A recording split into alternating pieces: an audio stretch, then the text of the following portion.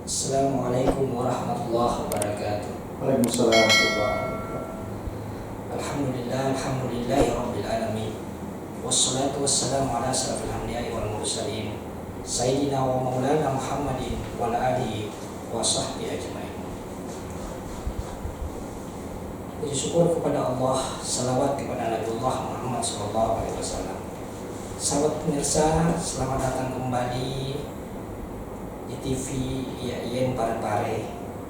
Tepatnya sebuah kegiatan yang diinisiasi oleh Humas IAIN Parepare di dalam merespon dan mengaktualisasikan motto akulturasi budaya dan Islam. Tepatnya podcast Ada Topan Berita Cerobong Moderasi Beragama IAIN Parepare.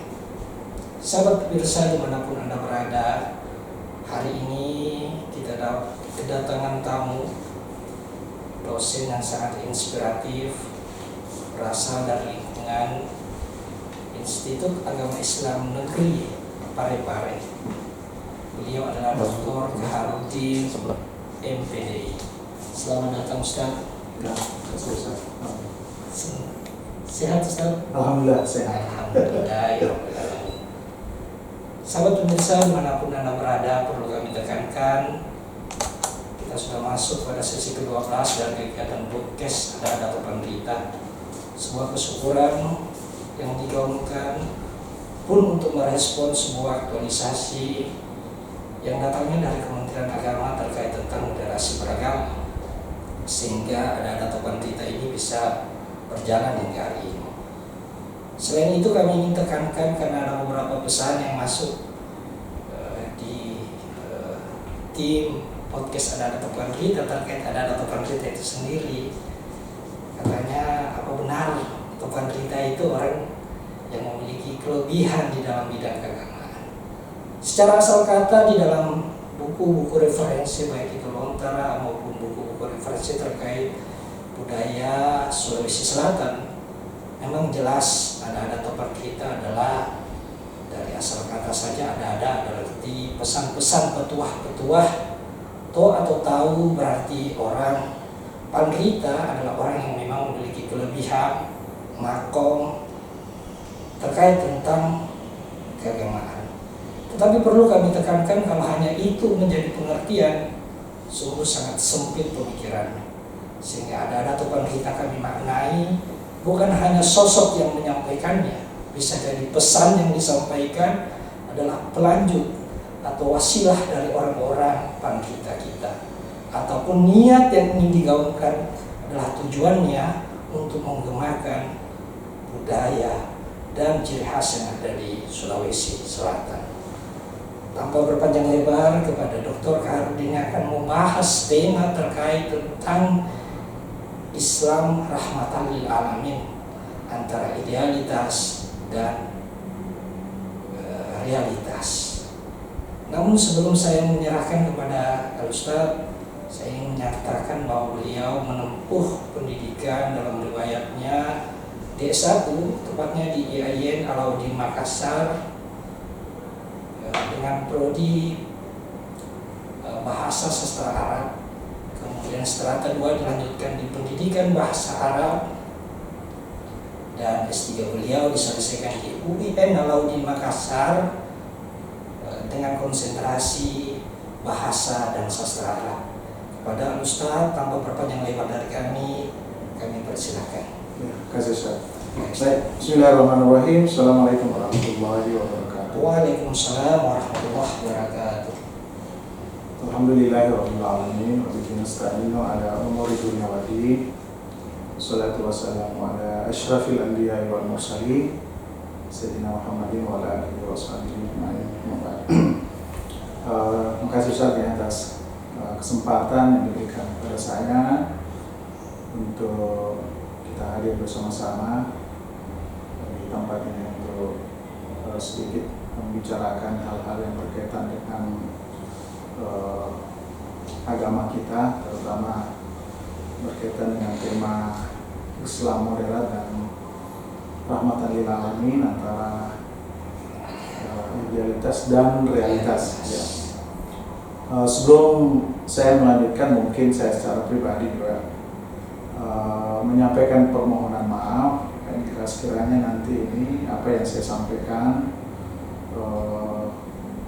ada yang tidak berkenan dan mungkin juga tidak sesuai dengan pemikiran kita. Tentu saya minta maaf karena ini kan memang sifatnya subjektif. Artinya apa yang saya sampaikan ini ya interpretasi saya secara pribadi sesuai dengan hasil pembacaan saya atau sependek pengetahuan saya terkait dengan Islam moderat dan rahmatan lil alamin. Oleh itu saya kira ini terbuka peluang untuk kita diskusikan kembali atau mungkin ada hal-hal yang perlu kita perbaiki. Ya, jadi mungkin itu mengawali diskusi kita hari ini. Saya lanjut ya saja. Silakan. Jadi tema kita hari ini adalah Islam moderat dan rahmatan lil alamin. Sebelum mungkin kita lebih lanjut membicarakan tentang tema ini, ada dua hal yang perlu kita pahami secara baik. Ya. Yang pertama terkait dengan terminologi Islam moderat itu, kemudian yang kedua rahmatan lil alamin. Saya mencoba melihat dengan pendekatan linguistik ya. Baik. Jadi kebetulan saya ini di latar belakang pendidikan saya bahasa, jadi ya tentu salah satu approach yang selalu kami pakai ketika melihat sesuatu tentu dengan pendekatan linguistik, pendekatan bahasa. Yang pertama adalah terkait dengan terminologi Islam itu. Kalau dalam kajian morfologi Arab, Islam itu berasal dari kata aslam.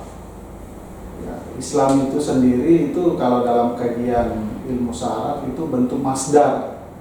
Ya, bentuk masdar. Kalau dalam bahasa Inggris itu mungkin sama dengan bentuk gerund, kata kerja yang dibendakan. Nah, kalau dalam istilah Arabnya itu adalah masdar, berasal dari akar kata aslama. Ya. Aslama yuslimu Islam, fahuwa muslimun. Nah ini saya kira di sini menarik untuk kita kaji, untuk pada akhirnya nanti kita akan bisa memahami dengan baik apa sih sebenarnya Islam itu. Oleh karena ya tentu tidak semua dari kita ini umat Islam memahami substansi dan esensi dari Islam itu sendiri sebagai agama kita. Nah, kata aslam tadi itu kalau dalam bahasa Indonesia, kalau dalam bahasa Arab itu dia termasuk kategori kata kerja yang membutuhkan objek, atau dalam istilah linguistiknya dia termasuk fi'il muta'addi. Mahal fi'il muta'addi, apa itu fi'il muta'addi?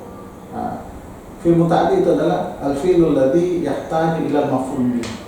Ya, fi'il muta'addi itu adalah kata kerja yang membutuhkan objek. Ya, jadi ada objeknya. Dia butuh objek. Kalau dalam bahasa Indonesia ini termasuk kata kerja transitif. Ya. Apa maksudnya? Maksudnya begini. Jadi aslama itu artinya memberikan keselamatan, menyelamatkan. Nah, kembali tadi ke definisi kata kerja fi'il muta'addi itu. Berarti ada dia butuh objek. Artinya ada yang diselamatkan. Ya. Jadi di samping dia menyelamatkan dirinya, maka ada juga pihak lain yang harus diselamatkan. Itu. Dia tidak berdiri sendiri. Dia tidak berdiri sendiri. Jadi berangkat dari pengertian bahasa ini, pengertian secara leksikologinya, ya, maka Islam itu tadi berarti menyelamatkan. Nah, siapa yang diselamatkan? Yang diselamatkan adalah ya di samping dirinya sendiri, keluarganya, lingkungannya, dunia ini sekalipun alam ini yang harus dia selamatkan. Sehingga, nah itu tadi istilah aslam al-muslimu Islam, menyelamatkan, kemudian menjadi Islam. Islam itu karena dia sudah dalam bentuk isim, kata berarti penyelamatan. Ya, jadi menyelamatkan, penyelamatan. Fahuwa muslimun, muslim, orang yang menyelamatkan. Berarti Islam atau Muslim itu adalah orang yang memberikan keselamatan kepada orang lain, kepada pihak lain. Di samping menyelamatkan dirinya sendiri, juga menyelamatkan orang lain atau pihak-pihak yang lain. Jadi berangkat dari pengertian atau pendekatan linguistik ini, maka sebenarnya esensi dari agama Islam itu adalah orang yang memberikan atau agama yang memberikan keselamatan baik kepada dirinya, orang lain, keluarganya, termasuk alam ini. Jadi orang muslim yang sesungguhnya itu adalah orang yang memberikan keselamatan baik pada dirinya, keluarganya, maupun kepada orang lain dan dunia ini sekalipun, alam ini sekalipun. Itu yang pertama Ustaz ya, terkait dengan esensi dari kata Islam. Kemudian yang kedua, istilah rahmatan lil alamin. Jadi antara terminologi Islam dengan rahmatan lil alamin ini sebenarnya lanjutan dari esensi dari Islam itu sendiri. Karena Islam ini adalah agama yang memberikan keselamatan kepada pihak lain, maka tentu keberadaan agama ini, terutama keberadaan Rasulullah SAW yang membawa agama ini, tentu ya dia harus menyelamatkan. Dan otomatis orang yang menyelamatkan itu akan menjadi rahmat bagi orang lain, bagi pihak lain. Nah, ini yang ditegaskan oleh Allah di dalam Al-Quran, wa ma arsalnaka illa rahmatan lil alamin. Saya tidak mengutus kamu wahai Muhammad kecuali hanya untuk menjadi rahmat bagi alam semesta. Nah, lagi-lagi kita kembali ke pendekatan linguistik Arab itu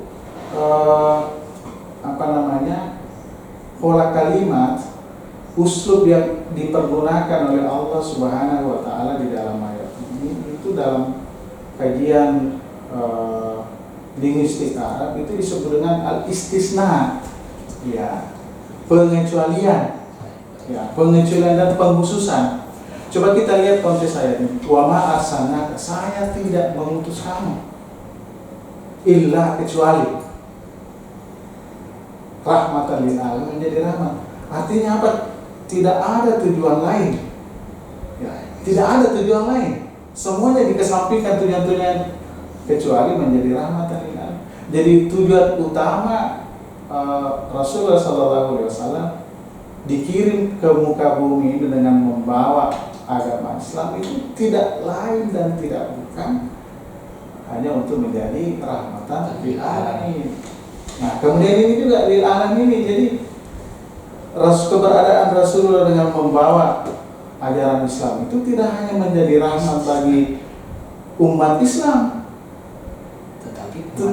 tetapi umat yang lain termasuk alam dan sekitar. Dan itu dicontohkan oleh Rasulullah dalam kehidupannya sehari-hari. Kalau kita membaca nas-nas dalam hadis itu, betapa banyak sunnah-sunnah Rasul itu yang memperlihatkan kepada kita bagaimana Rasulullah itu betul-betul menjadi rahmatan lil alamin, bukan hanya kepada manusia tetapi pada lingkungan alam sekitar kita. Nah, jadi ini saya kira mengawali diskusi kita ini untuk memahami terminologi Islam dan rahmatan lil alamin. Saya kira begitu Ustaz untuk baik Ustaz. Pengawalan dan pembukaan di dalam pengantar terkait tentang tema kita hari ini saya kira memberikan tatanan dan tanggapan menarik terkait tentang background dari Ustaz sendiri yang besar dan tumbuh di pendidikan. Sehingga saya teringat ketika masih di santri itu dengan bahasa-bahasa tadi dari istisna yang kemudian dikaitkan tentang persoalan Rasulullah selaku orang yang kemudian diturunkan memang untuk menjadi rahmat buat alam ini. Pertanyaannya kemudian Ustaz, ketika kita kaitkan tentang ayat, saya ingin tanyakan ketika ayatnya seperti ini, ada ayat Al-Quran yang menyatakan wa ma khalaqtul insa wal insa illa liya'budun. Ini yang Rasulullah tadi memang menarik. Dia dihadirkan untuk rahmat, menjadi rahmat. Ketika manusia yang turun dan jin, dia dihadirkan untuk beribadah kepada Allah Subhanahu wa taala. Nah, posisi ibadah manusia dan jin ini ketika dikaitkan dalam kaidah linguistik terminologi Ustaz sendiri, di mana nanti ketemunya rahmat dengan ibadah itu. Silakan Ustaz. Ya, yang pertama saya ingin jelaskan lagi bahwa konteks ayat yang saya sampaikan dengan konteks ayat yang kedua tadi itu kan sama. Betul. Jadi dia punya pola kalimat yang sama, dia termasuk kalimat al-istisna. Wa ma khalaqtul jinna wal insa illa liya'budun. Nah, sama tadi itu wa ma arsalnaka illa rahmatan lil alamin. Berarti substansi ayat yang kedua itu sama juga dengan yang pertama tadi, bahwa tujuan-tujuan yang lain itu dikesampingkan. Ada tujuan utamanya.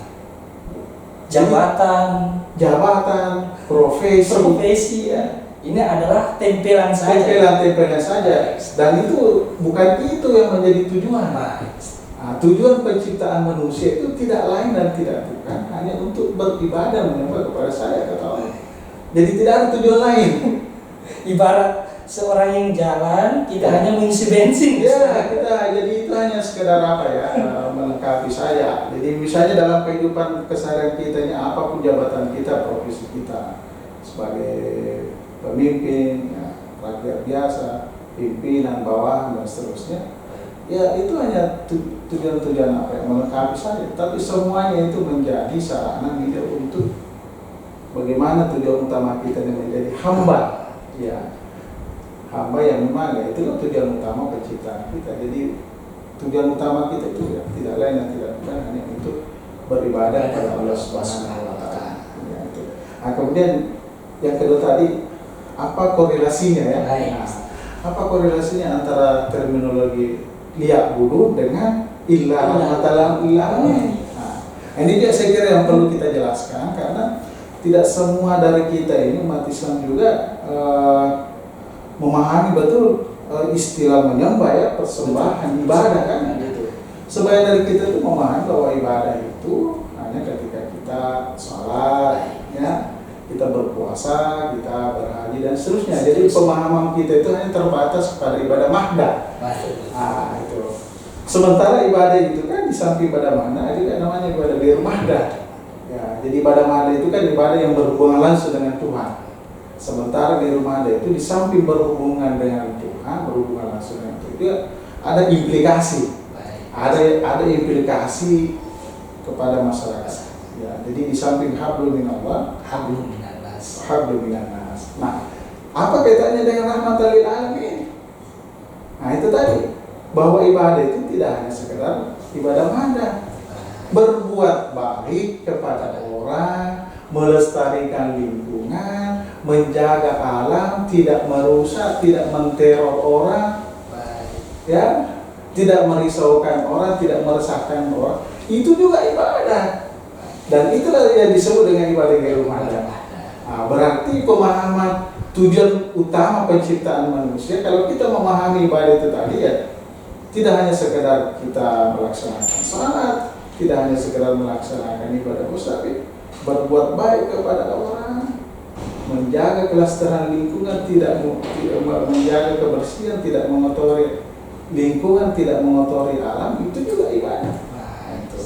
Jadi saya kira hubungannya sangat erat antara tujuan penciptaan manusia dengan tujuan Rasulullah SAW diutus ke muka bumi. Nah, selanjutnya lagi semangat dan sekali. Iya. Kalau kita tanya tadi, nah ini kalau kita lihat fenomenal sosial hari ini. Iya. Muara dan pertanyaan saya sebenarnya tadi ingin mengatakan bahwa apakah kemudian kegagalan faham seseorang menginterpretasi ayat tadi sehingga dia mengatakan dirinya sampai berani mengklaim dirinya misalnya seorang penyebar rahmat. Iya. Contoh baru-baru ini kasus Muhammad Kece yang lagi viral, Ustaz, yang kemudian ada orang yang kemudian aparatur sipil negara yang seharusnya menjadi orang yang baik di dalam menegakkan hukum, namun terpancing dengan apa yang dilakukan Muhammad Kece, itu Napoleon Bonaparte, nama yang menarik. Yes. Tetapi sikap yang dilakukan seolah-olah dia mengatakan bahwa yang saya lakukan ini untuk membela Islam. Apakah dia terjebak pada dirinya sendiri ataukah memang betul-betul yang dia lakukan itu untuk membela Islam? Tapi selama pemahaman kita, apakah Islam memang mengajarkan kita untuk bermain hakim sendiri? Silakan. Ya, baik. Jadi saya kira ini menarik ini, terutama kasus yang kita lihat dan kita tonton hari ini terkait dengan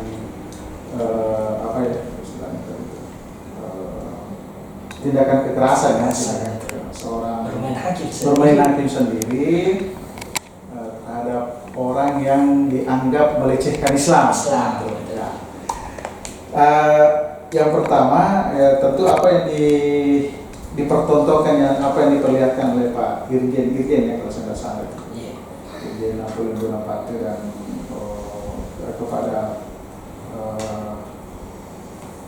orang yang dianggap melecehkan agama itu, mungkin di satu sisi ini adalah sebuah ekspresi ekspresi kecintaan dia kepada agamanya, sebagai bentuk kepedulian kepada agamanya, merasa bahwa ini agama saya ini dilecehkan nih. Sebagai orang yang sebagai orang Islam, tentu saya harus membela agama saya, terutama pada orang-orang yang mau melecehkan dan merendahkan agama saya. Jadi di satu sisi ini ada sebuah ekspresi. Tapi di sisi lain, kalau kita melihat sejarah, apa yang diperlihatkan oleh Rasulullah itu itu tadi. Itu dia masalahnya. Apakah karena dia menganggap rahmat sekarang juga sudah di-upgrade? Sama halnya aplikasi, ataukah memang beliau mencari popularitas, ataukah memang masuk akal juga yang dirasakan Ustaz di awal tadi kalau bentuk ekspresi karena beliau mencintai agamanya dan agamanya merasa dilecehkan sehingga dia mengekspresikan seperti itu. Tapi kalau kita kembali ke itu tadi, bahwa tujuan utama Rasulullah diutus itu menjadi rahmatan lil alamin. Dan sebenarnya kasus yang kasus yang kita pertanyakan itu pernah Rasulullah Sallallahu Alaihi Wasallam itu ketika beliau hijrah ke Taif ya, kalau kita membaca sejarah, beliau kan dilempari oleh orang kafir, orang Taif pada saat itu, sampai dalam riwayat dijelaskan badan Rasul itu kan mengalami luka akibat sampai pada saat itu Jibril sama tadi gitu. Jibril itu karena merasa kesal dengan perlakuan orang-orang kafir terhadap Rasulullah, meminta kepada Rasulullah, ya Rasulullah, sekarang tinggal kamu bilang saya mau apakan ini umat ini, orang ini, karena saya jengkel sekali mereka memperlakukan Rasulullah seperti itu. Tapi apa jawaban Rasulullah? Rasulullah mengatakan jangan, mereka itu melakukan itu karena mungkin dia tidak tahu saya. Ya.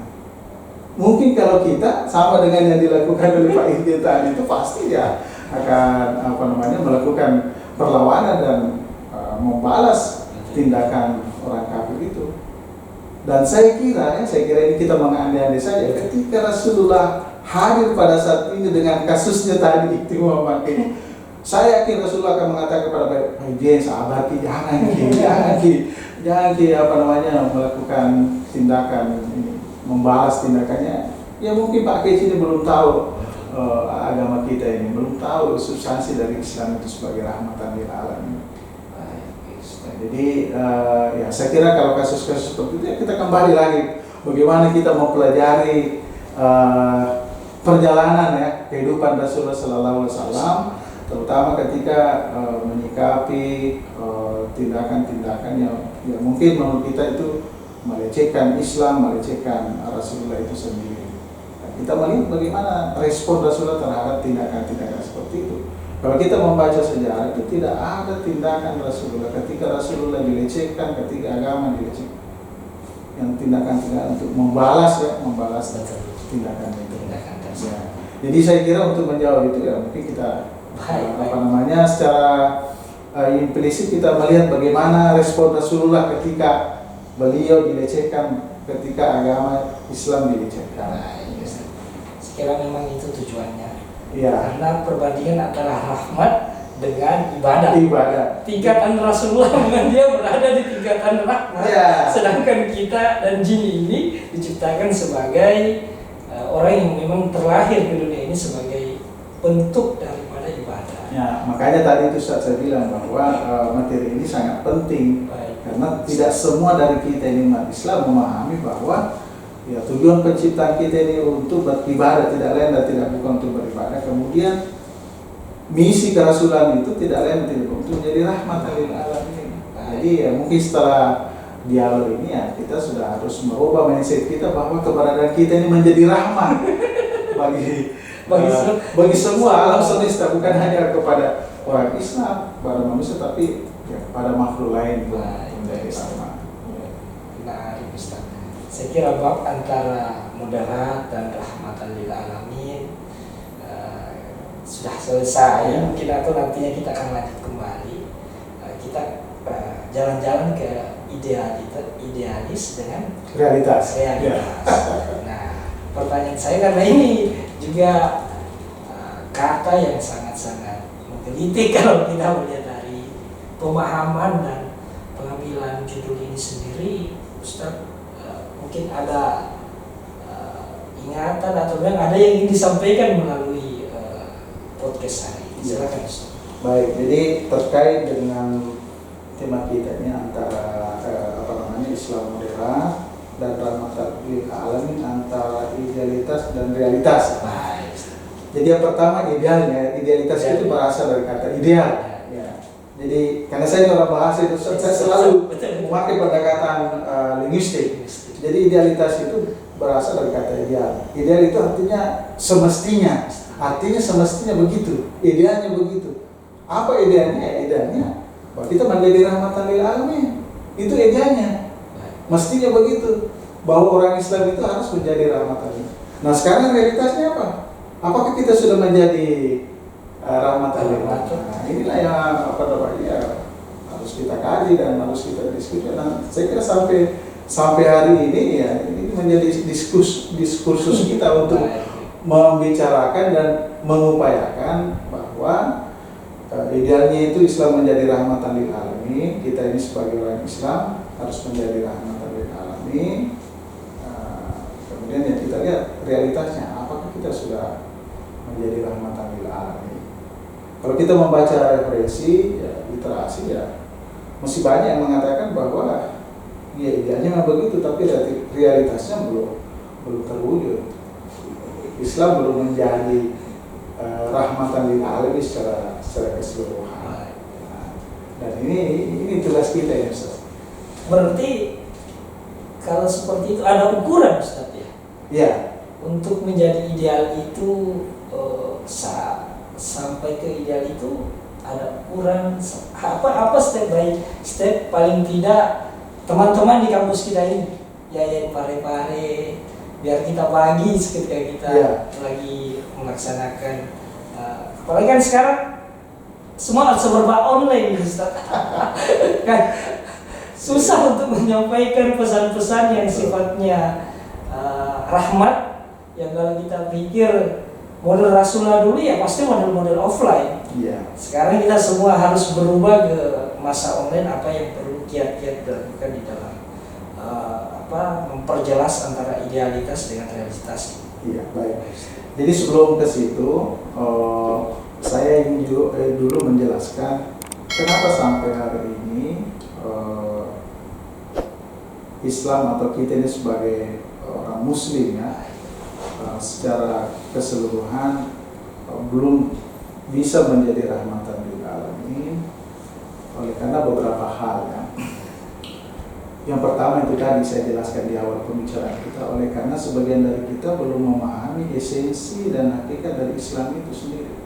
Jadi banyak orang Islam tapi tidak memahami bahwa saya ini adalah orang yang harus menyelamatkan orang lain, orang yang harus memberikan kedamaian, ketenangan kepada orang lain. Yang terjadi kan realitasnya ya, tidak sedikit dari kita menganggap diri kita orang Islam tapi tidak membawa kedamaian.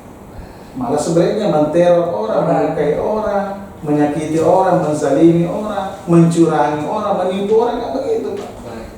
Jadi yang pertama karena kita belum memahami esensi dan substansi dari Islam itu sendiri. Nah kemudian yang kedua, ini yang disampaikan oleh Pak Kures Pak. Ya. Sama dengan itu tadi, kita jadi dengan pertanyaan yang kedua, bahwa tujuan utama penciptaan manusia itu illa liya'budun. Kenapa sampai hari ini realitasnya kita belum bisa menjadi rahmatan lil alamin? Karena sebagian dari kita memahami bahwa ibadah itu hanya ibadah itu saja. Memahami bahwa beribadah itu hanya sholat, beribadah itu hanya puasa, zikir, mengaji dan seterusnya kan begitu. Tetapi tidak memahami ibadah non-mada itu ibadah yang punya implikasi sosial. Sehingga apa yang terjadi Ustaz? Coba lihat itu ya, tidak orang yang masuk penjara itu kan di situ mungkin sebagai masalah orang Islam, bahkan dari mereka itu ya melaksanakan perintah agama, ya salat, mengaji, berzikir, tapi kenapa dia melakukan itu? Oleh karena itu tadi dia hanya memahami ibadah itu hanya dalam sebatas ibadah mada. Artinya ibadah yang dilakukan tidak punya implikasi sosial. Dia salat hanya untuk dirinya sendiri. Dia salat, tapi setelah salat kembali ke kebiasaannya yang selama ini dia lakukan. Mencurangi orang, menyakiti orang, korupsi. Al-Ma'un kena ini. Iya. Surat Al-Ma'un. Itulah. Ara'aita alladzi menganiaya fakir dan miskin. Iya, menganiaya fakir. Padahal dia salat itu, dia salat. Makanya Pak Kudus mengatakan, kenapa Islam hari ini belum bisa menjadi rahmatan lil alamin? Oleh karena kita hanya memahami ibadah itu dalam bentuk ibadah mahdah, tidak memahami ibadah itu dalam bentuk ibadah ghairu mahdah yang punya implikasi sosial. Kita sholat tapi kita masih punya sifat sombong, menganggap diri kita paling benar, dan seterusnya. Saya kira esensi dan penyampaian hari ini sudah kami dapat.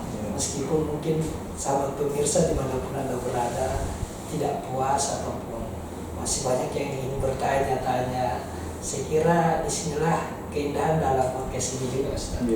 Membuatnya menarik untuk kemudian kita tunggu di sesi-sesi selanjutnya, karena keterbatasan waktu yang kami harus kemudian menyatakan kepada Ustaz poin yang akan disampaikan melalui kegiatan hari ini dengan tema yang diangkat. Sekaligus Ustaz, kami mengharap doa dari background linguistiknya ya.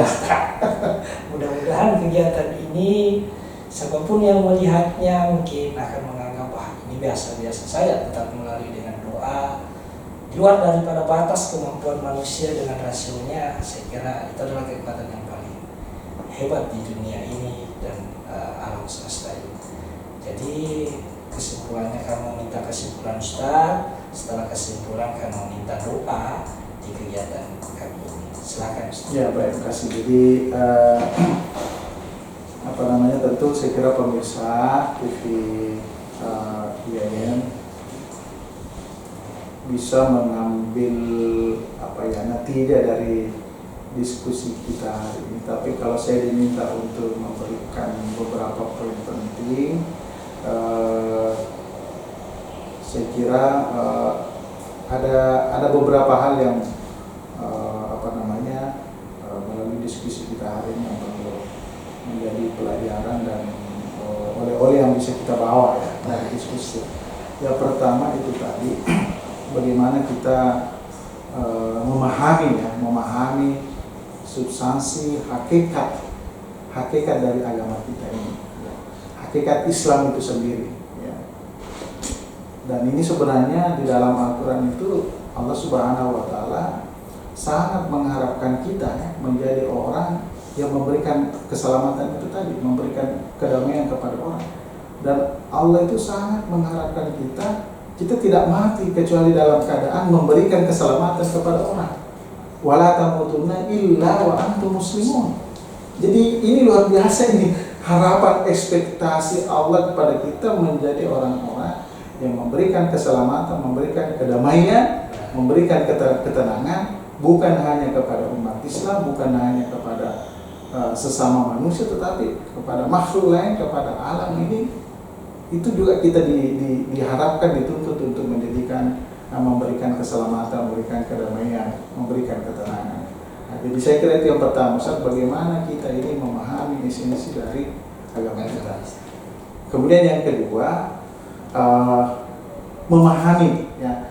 Jadi memahami misi kerasulan, ya, misi kerasulan yang diemban oleh Muhammad SAW, dan memahami tujuan utama penciptaan kita di muka bumi ini. Apa tujuan utama kita? Ya tidak lain dan tidak bukan hanya untuk beribadah kepada Allah Subhanahu. Dan sekali lagi ini yang menjadi stressing buat kita semua, bahwa ibadah itu tidak hanya sekedar ibadah mahal, tidak hanya sekedar sholat, puasa, berzakat dan mengaji, tapi berbuat baik kepada orang, memberikan ketenangan kepada orang, menjaga kelestarian lingkungan, tidak membuang sampah kepada di sembarang tempat. Itu juga adalah ibadah. Melaksanakan tugas dengan baik, disiplin, ya, komitmen, loyalitas, dedikasi, itu juga adalah ibadah. Ya, sehingga ketika kita memahami, saya kira apa yang kita inginkan idealnya bahwa Islam itu kita itu menjadi moderat, Islam itu menjadi rahmatan lil alamin, saya kira ya, kita bisa wujudkan di dalam kehidupan kita sehari-hari. Saya kira begitu, Ustaz. Baik. Terakhir doa Ustaz. Nah, baik.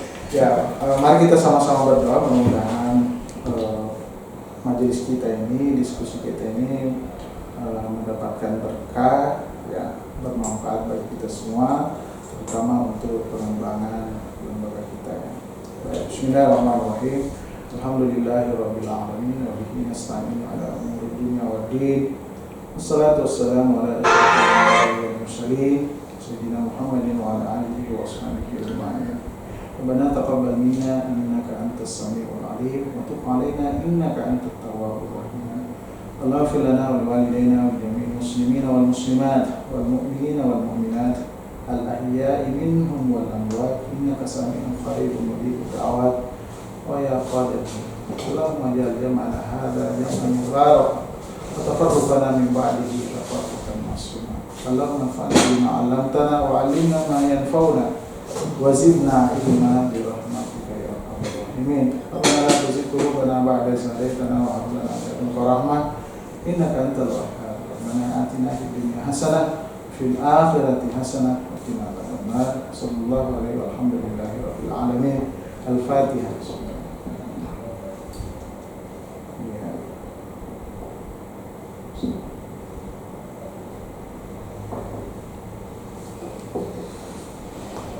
Baik, terima kasih sekali lagi Ustaz, kami aturkan dari podcast ada teman kita dengan kesibukan ingin menyempatkan hadir ke studio, tepatnya studio di Prakarsa yang pada hari ini, lebih dan kurang kami dengan slogan melebih warkada dan makiada amrina. Allahumma afiq ila aqwamit thariq. Assalamualaikum warahmatullahi wabarakatuh. Waalaikumsalam.